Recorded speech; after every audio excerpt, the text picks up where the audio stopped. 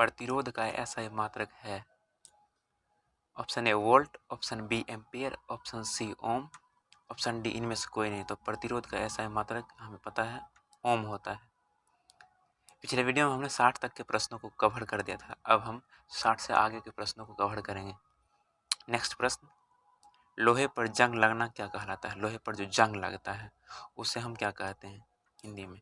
तो लोहे पर जंग लगना, ऑप्शन है संक्षारण, बी विकृत गंधिता, सी यसद लेपन, डी इनमें से कोई नहीं। तो लोहे पर जंग लगना संक्षारण कहलाता है, ऑप्शन ए हो गया सही। प्रश्न संख्या 62, निम्नलिखित में से कौन ऑक्सीकारक है? निम्नलिखित में से कौन ऑक्सीकारक है?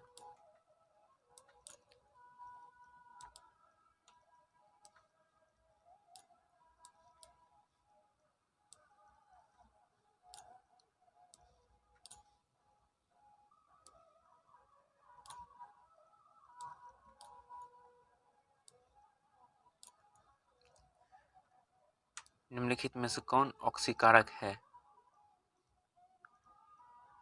Option A hydrogen, option B carbon monoxide, option C hydrogen sulphide, option D oxygen. तो ऑक्सीकारक का मतलब हुआ जो पदार्थों में ऑक्सीजन प्रदान करता है। डी इसका राइट आंसर है, ऑक्सीजन। प्रश्न संख्या 63, मोमबत्ती का जलना कौन सी अभिक्रिया है? मोमबत्ती का जलना रासायनिक अभिक्रिया, अवस्था परिवर्तन, प्राकृतिक प्रक्रिया, इनमें से कोई नहीं। तो मोमबत्ती का जलना एक रासायनिक अभिक्रिया है, ऑप्शन ए सही हो गया। प्रश्न संख्या 64, सिल्वर ब्रोमाइड सूरज के प्रकाश की उपस्थिति में सिल्वर और ब्रोमीन में टूटता है, ये कौन सी अभिक्रिया है? चार ऑप्शन आपके सामने। ऑप्शन ए वियोजन, बी संयोजन, सी ऊष्माक्षेपी, डी ए एंड सी। तो इसमें हम देखेंगे कि एक पदार्थ टूटकर दो या दो से अधिक पदार्थ बन रहा है, तो हम कह सकते हैं कि सिल्वर ब्रोमाइड जो है सूरज के प्रकाश में टूटता है, तो ये वियोजन अभिक्रिया होता है। नेक्स्ट 65वां प्रश्न,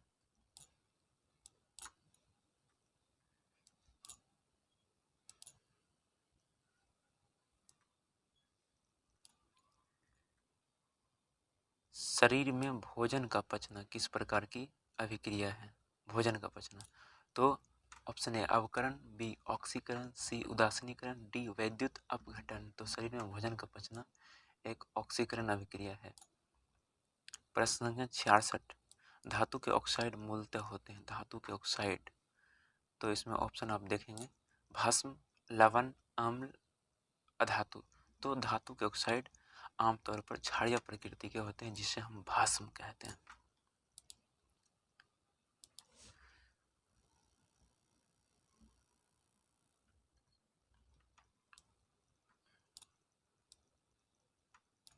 प्रश्न संख्या 68, संगमरमर का रासायनिक सूत्र है। संगमरमर यानी चूना पत्थर, तो देखेंगे option A CaCO3, option B MgCO3, option C CaHCO3 का whole twice, option D MgHCO3 का होल ट्वाइस। तो संगमरमर का रासायनिक सूत्र होता है CaCO3।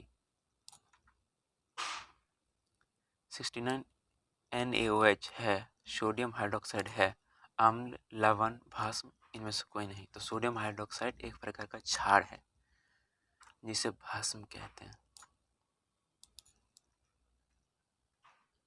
प्रश्न संख्या 70,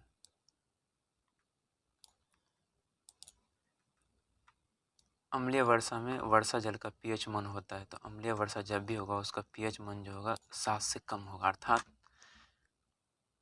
5.6 से कम, यानी अम्लीय होना चाहिए। प्रश्न संख्या 71, लैक्टिक अम्ल का प्राकृतिक स्रोत है। तो लैक्टिक अम्ल का प्राकृतिक स्रोत क्या हो गया? ऑप्शन ए दही, ऑप्शन बी इमली, ऑप्शन सी सिरका, ऑप्शन डी एसिटिक एसिड। तो लैक्टिक अम्ल का प्राकृतिक स्रोत दही है, कर्ड। इसलिए दही को तांबे या पीतल के बर्तन में नहीं रखा जाता क्योंकि उसमें अम्ल पाया जाता है। मानव शरीर का शारीरिक तापमान होता है, ह्यूमन बॉडी का जो टेम्परेचर होता है वो कितना होता है? चार ऑप्शन आपके सामने। Option A 42 degree Celsius, option B 40 degree Celsius, option C 37 degree Celsius, option D 35 degree Celsius. तो मानव शरीर का शारीरिक तापमान 37 डिग्री सेल्सियस होता है।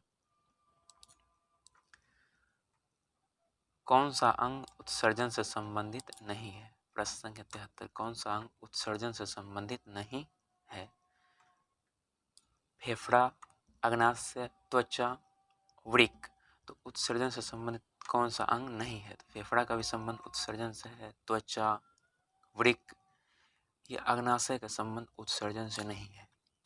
पित्त रस स्त्रावित होता है, पित्त रस स्त्रावित होता है। 4 ऑप्शन आपके सामने हैं। लार ग्रंथियों से, आंत की ग्रंथियों से, पेट से, लीवर से। तो लार ग्रंथि से टाइलिन या एमाइलेज निकलता है, तो पित्त रस लीवर से निकलता है। प्रश्न संख्या 75, पाचन तंत्र का सबसे वृहद अंग होता है, सबसे बड़ा अंग। तो पाचन तंत्र का सबसे बड़ा अंग अगर हम देखें तो आमाशय, अग्नाशय, पित्ताशय, यकृत। तो पाचन तंत्र का सबसे बड़ा अंग यकृत यानी लीवर होता है, जो लगभग 1.5 kg का होता है। तो पाचन तंत्र का सबसे छोटा हिस्सा जो हो गया वो लीवर हो गया। इस तरह से हमने आपके सामने 75 क्वेश्चन को रख चुके हैं। ये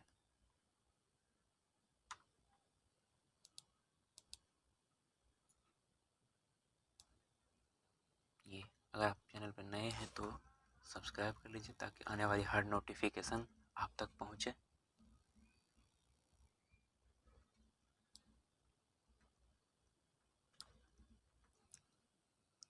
थैंक यू। जय हिंद।